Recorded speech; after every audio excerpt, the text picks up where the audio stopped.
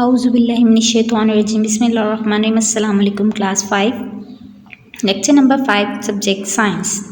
I hope you all are fine. Today's our topic is classification of organisms, and in which we study 5 kingdom system and classification and characteristics of flowering plants. Classification of organisms. There are numerous types of organisms found on our earth. These organisms are different from each other. There are no similarities among them. Some have few similar characteristics. अर्थ पर different type के organisms मौजूद हैं. वो organism एक दूसरे से बहुत different होते हैं और उनके अंदर जो सिमिलैरिटीज़ हैं वो बहुत कम होती हैं, और उनकी सिमिलैरिटीज़ की बेस पर हम उनको एक ग्रुप में प्लेस कर सकते हैं. You place the organisms of similar characteristic in one group. For example, you made a group of flowering plants with mango, guava, rose and sunflower. इसी तरीके से अगर हम सिमिलर कैरेक्टरिस्टिक्स का एक ग्रुप बनाएं, यहाँ पर फ्लावरिंग प्लांट्स ले रहे हैं जैसे mango, guava, rose and sunflower, तो हम उनका एक ग्रुप बना सकते हैं, उनको एक ग्रुप में रख सकते हैं. You made another group of organisms of other similar characteristics. For example, You made a group of fowl, pigeon, dove and sparrow. All of them have same characteristic. इसी तरीके से वो तमाम ऑर्गेनिज्म जिनकी सिमिलर कैरेक्टरिस्टिक्स होती है हम उनको एक ग्रुप में रख सकते हैं. जैसे कि इस ग्रुप में उन्होंने क्या किया, जो बर्ड्स का ग्रुप बना दिया, foul, pigeon, Dove and sparrow. ठीक है, उनके सेम कैरेक्टरिस्टिक हैं तो उनको एक ग्रुप में उन्होंने प्लेस कर दिया. You have separated the organism on the basis of similarities and differences. Thus you have study and classified the organism.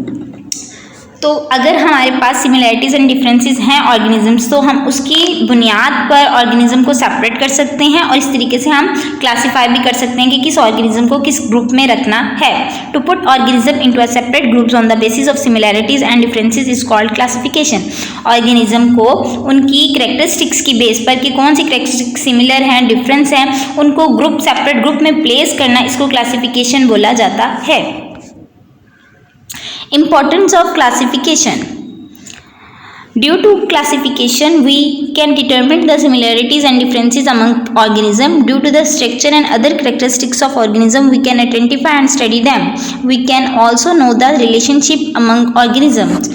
Classification ही की बुनियाद पर हम देख सकते हैं कि कौन से ऑर्गेनिज्म के दरमियान क्या डिफरेंसेस हैं, क्या सिमिलैरिटीज़ हैं और उनका स्ट्रक्चर क्या है, उनकी कैरेक्टरिस्टिक्स क्या हैं. इस तरीके से हमें उन्हें आइडेंटिफाई करने में, उनको स्टडी करने में आसानी रहती है. इसके अलावा हमें उनके दरमियान रिलेशनशिप फाइंड करने में भी आसानी होती है. 5 kingdom system. The organism have been divided into 5 kingdoms on the basis of similarities and differences. The name of kingdom are Monera, Protista, Fungi, Plantae and Animalia. अच्छा, ऑर्गेनिजम्स को 5 किंगडम्स में divide कर दिया गया. उनकी सिमिलैरिटीज़ एंड डिफरेंसेस के क्या क्या सिमिलर कैरेक्टरिस्टिक्स हैं, क्या क्या डिफरेंस हैं. तो उनके जो 5 किंगडम्स हैं वो है Monera, Protista, Fungi, Plantae, Animalia. Monera study करते हैं. These organisms are made up of one cell. Their structure is very simple. This includes bacteria, singular bacterium. Bacteria are found everywhere on earth. Some bacteria can prepare their food. Many bacteria obtain food from other organisms and dead bodies. Some bacteria cause disease in plants and animals. अच्छा, Monera है single sales organisms होते हैं. इनका structure बहुत simple होता है. Bacteria इसकी example है. बैक्टीरिया हमें पता है अर्थ में हर जगह मौजूद होते हैं. बैक्टीरिया अपना खाना खुद बना लेते हैं और कुछ बैक्टीरिया है वो जो अपना खाना खुद नहीं बनाते, वो डेड बॉडीज़ और दूसरे ऑर्गेनिज्म से अपना खाना लेते हैं. बहुत से बैक्टीरिया ऐसे हैं जो डिजीज़ कॉज करते हैं. जो सम बैक्टीरियाज हैं वो प्लांट्स और एनिमल्स में भी डिजीज़ कॉज करते हैं. Second one is Protista. Most of them live in water. This kingdom include amoeba, parameciums and algae.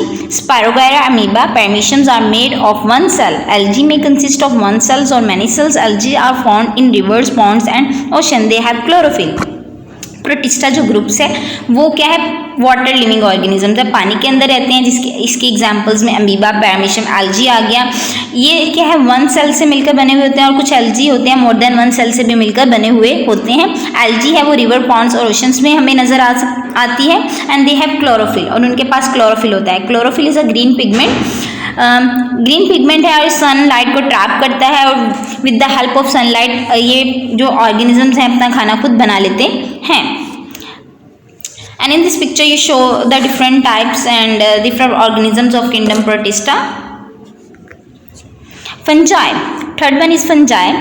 Some fungi are made of one cells. Many fungi are made up of more than one cell. Such fungi have filament-like bodies. Fungi need moisture for growth. They do not have chlorophyll, so they cannot make their own food. They absorb food from the place where they live. अच्छा, सम जो है वो one cell होते हैं, मतलब एक cell से मिले हुए होते हैं. कुछ जो हैं बल्कि बहुत ज़्यादा जो फंजाई हैं वो मोर देन वन सेल से मिलकर बने हुए होते हैं और उनकी बॉडी फिलामेंट लाइक होती है. आप ब्राइजोपस में देख सकते हैं फिलामेंट लाइक बॉडी है उनकी. फंजाई को ग्रोथ करने के लिए मॉइस्चर चाहिए होता है, यानी ये नमी वाली प्लेसेस पे ग्रो करते हैं और इनके पास क्लोरोफिल नहीं होता. क्योंकि इनके पास क्लोरोफिल नहीं होता इसलिए ये अपना खाना खुद नहीं बना पाती, बल्कि ये जहाँ रहती हैं, जहाँ ये ग्रो करती हैं, वहाँ से अपना खाना लेती हैं. Yeast is a microscopic fungi. Rhizopus is also called black bread mold. It grows on moist bread and fruits. Their mushrooms are umbrella like. They grow on piles of wooden matter. East जो है वो इसकी example है. Microscopic fungi हम आम आँख से नहीं देख सकते, माइक्रोस्कोप की हेल्प से हमें देखना पड़ता है. इसके अलावा राइजोपस है वो ब्लैक ब्रेड मोल्ड के नाम से जानी जाती है. एंड अगर हम गीली ब्रेड और फ्रूट के ऊपर अक्सर इसको ग्रो हुए देखते हैं. अब मशरूम जो है वो अम्ब्रेला लाइक स्ट्रक्चर होता है इनका और ये ज़्यादातर वुडन मैटर्स जो हैं वहाँ पर ग्रो करते हैं. कुछ जो है मशरूम वो हम खाते भी हैं.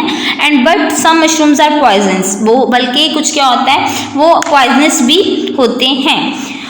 Interesting information. More than 100 types of mushrooms have the ability to glow like fireflies at night. तकरीबन जो है 100 टाइप्स ऑफ मशरूम्स हैं, उनके पास ये कैपेसिटी होती है, ये एबिलिटी होती है कि वो क्या करते हैं, रात को ग्लो करते हैं. Fourth one is planted. These organisms are made of more than one cell. More than one cell से मिलकर बने हुए मतलब के मल्टी सेलुलर ऑर्गेनिजम्स हैं और इनको प्लांट्स कहा जाता है. They have chlorophyll in their leaves. इनके लीव्स के अंदर क्लोरोफिल होते हैं. क्लोरोफिल ग्रीन पिगमेंट, जैसे हमने बात की कि वो सनलाइट ट्रैप करते हैं और सनलाइट ट्रैप करने के बाद वो क्या करते हैं, फोटोसिंथेसिस का प्रोसेस करवाते हैं. Photosynthesis is a process in which plant use sunlight and in the presence of carbon dioxide and water they make their food glucose. Due to chlorophyll their leaves are green in color. Chlorophyll की वजह से उनका green colour होता है plants का. और वो जो फूड बनाते हैं उसके लिए जो एनर्जी आती है वो कहाँ से आती है, सन से आती है. यहाँ उन्होंने डिफरेंट टाइप्स के प्लांट्स दिखा दिए हैं. फ्लावरिंग प्लांट्स, पाइन एंड फेर्न. एनिमल स्टडी करते हैं. एनिमलिया जो क्लास है, दिस ग्रुप्स जो हैं ये ग्रुप के एनिमल्स हैं वो मल्टी सेलुलर होते हैं. This organisms are also made of many cells. They are called animals. They do not have chlorophyll so they can not make their food. They can move from one place to another. Multicellular organisms है, animals कहा जाता है. इनके पास chlorophyll नहीं होता. क्योंकि इनके पास chlorophyll नहीं होता ये अपना खाना खुद नहीं बना पाते, बल्कि ये प्लांट्स पे डिपेंडेंट है अपने फूड के लिए और दूसरे एनिमल्स पर. जैसे कि हम हैं, ह्यूमंस जो हैं वो अपने खाने के लिए दूसरे एनिमल्स पर और प्लांट्स पे डिपेंडेंट हैं. इसी तरीके से जो एनिमल्स हैं वो क्या करते हैं, वो प्लांट्स पे डिपेंडेंट होते हैं और दूसरे ऑर्गेनिज्म पे डिपेंडेंट होते हैं अपने खाने के लिए. They can move from one place to another. और इसके अलावा जो एनिमल्स में एक स्पेशल क्वालिटी ये है कि वो मूव कर सकते हैं एक जगह से दूसरी जगह. Classification and characteristics of flowering plants. Monocot plants basically 2 types के हमारे पास हैं, monocot and dicot. Monocot plant study करते हैं. The flowering plants whose seeds have one cotyledons are called monocot plants. Sugar cane, wheat, rice, bamboo and maize are the example of monocot plants.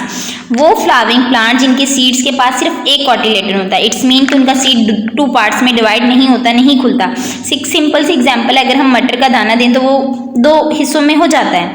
इसी तरीके से अगर हम चना देखें तो चने भी 2 हिस्से में हो जाता है.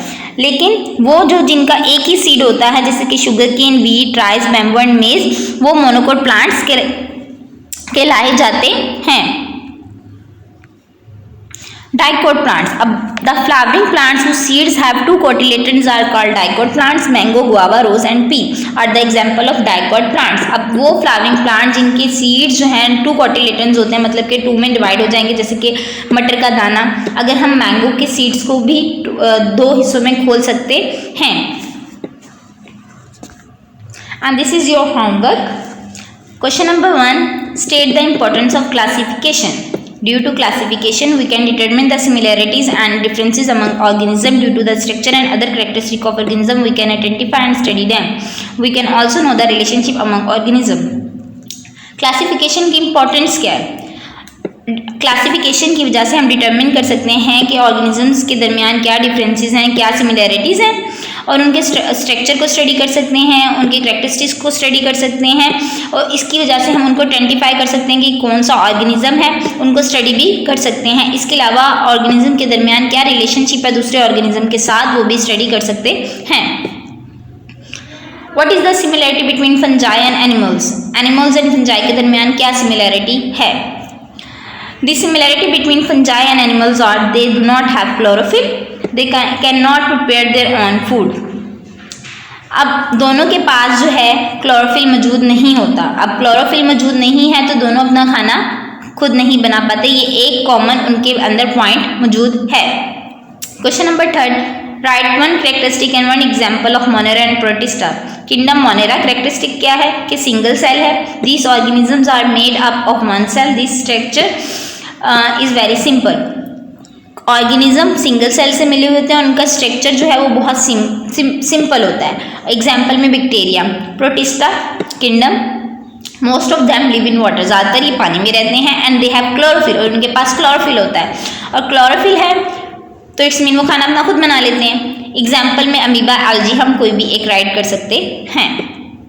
Question number 4, what is the difference between monocot and dicot plants? Monocot plants. The flowering plants whose seeds have one cotyledons are called monocot plants. Sugarcane, wheat, rice, bamboo and maize are the example of monocot plants. Monocot plants वो flowering plant जिनका seeds में एक cotyledon होता है, उन्हें monocot plants कहा जाता है, जैसे कि sugar cane, wheat, rice, bamboo वगैरह इसकी एग्जांपल है। Dicot plants, the flowering plants whose seeds have 2 cotyledons are called dicot plants. Mango, guava, rose and pea are the examples of dicot plants. वो flowering plant जिनके seeds के पास 2 cotyledon होते हैं उन्हें डाइकोट प्लांट्स कहा जाता है। Mango, guava, rose and pea इसकी एग्जाम्पल हैं। ये तमाम काम अपने अपनी नीट कॉपी पे neat and clean handwriting में करना है। आपने डेट एंड डे राइट करना है, मार्जिन ड्रॉ करने हैं। खुदा हाफिज़, स्टे होम, स्टे ब्लेस्ड।